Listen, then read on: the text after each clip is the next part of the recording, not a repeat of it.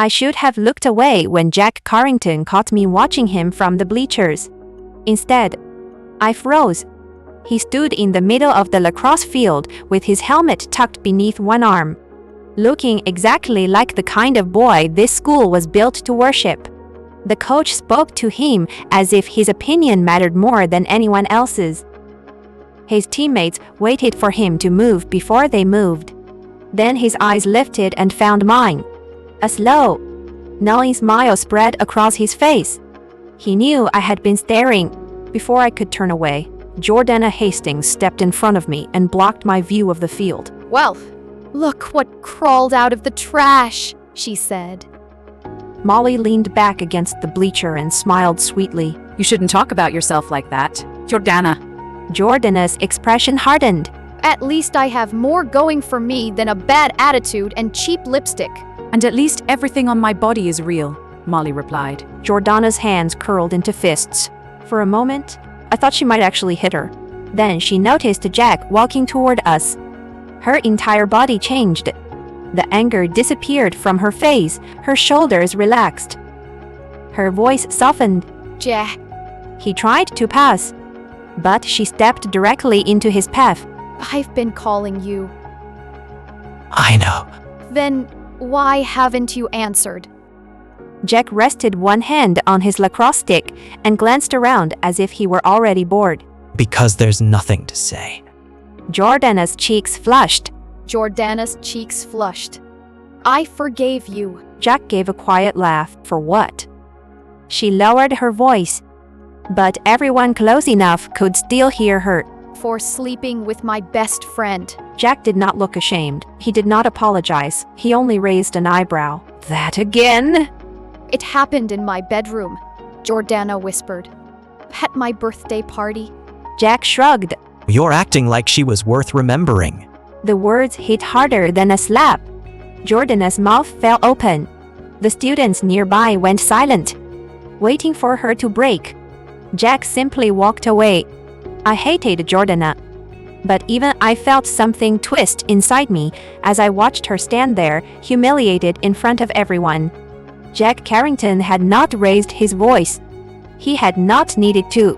He destroyed people casually, as if their feelings were nothing more than an inconvenience. Later, I waited for my father in the staff parking lot. The sun was beginning to set behind the school, stretching long shadows across the pavement. I heard footsteps behind me. Jack approached with damp hair, a sports bag hanging from one shoulder. He had changed out of his uniform, but he still carried himself like the entire campus belonged to him. His eyes moved from my backpack to my phone, listening to other people's conversations again. I wasn't listening to anyone. That's not what it looked like. I don't care what it looked like. That made him stop. For the first time, the amusement on his face faded slightly. Most people probably lowered their eyes when he challenged them. I didn't. He stepped closer. You're new? So I'll give you some advice. I didn't ask for any. You should still listen. His voice was quiet, but there was a warning beneath it. This school can be cruel to people who don't understand how things work. And how do things work? His eyes moved over my plain clothes, my warm backpack, and the lunchbox my father had packed for me that morning. People stay with their own kind. I felt my stomach tighten. My kind? Before he could answer, my father called my name. Jack looked past me. Dad was still wearing his white kitchen uniform. He carried the exhaustion of a full workday in his shoulders. But he smiled the moment he saw me. Jack's expression changed into something colder. Now I understood. This was never advice. It was a reminder. Jack looked back at me and smiled. Exactly. You're kind. Then he gave my father a mocking salute. Evening, Chef Moore.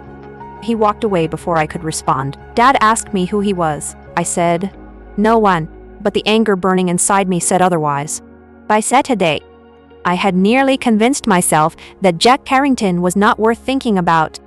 Then he entered the coffee shop where Henry worked. Jack came in with Rafe and Johnny. laughing loudly enough for everyone to notice them.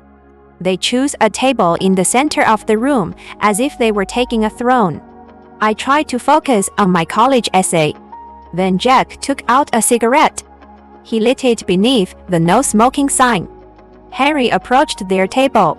You can't smoke in here. Jack looked up slowly. Did you just tell me what I can't do?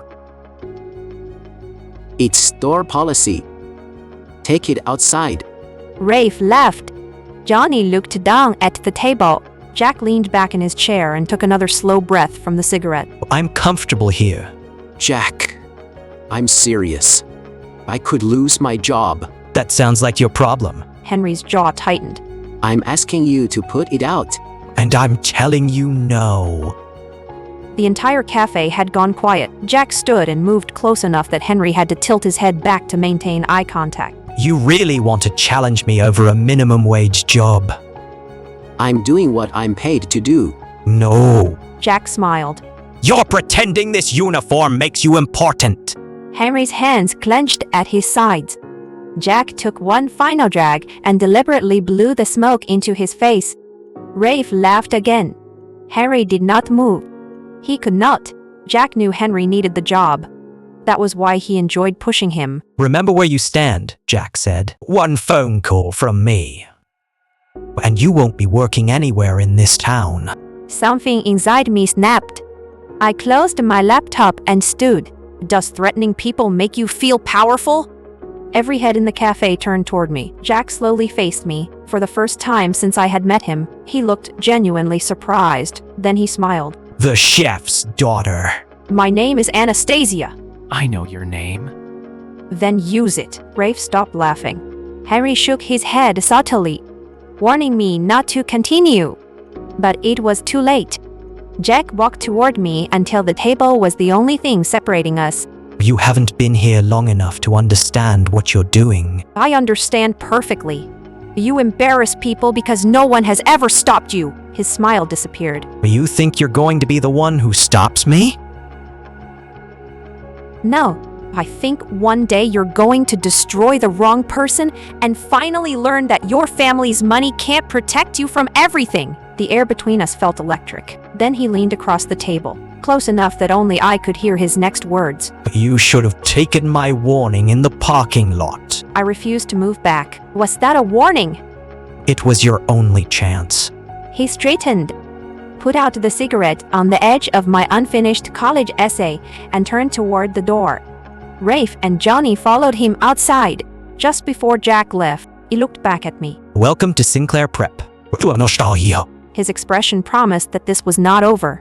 And as I stared at the black mark burning through the page that could decide my future, I realized I had just declared war on the most powerful boy in school.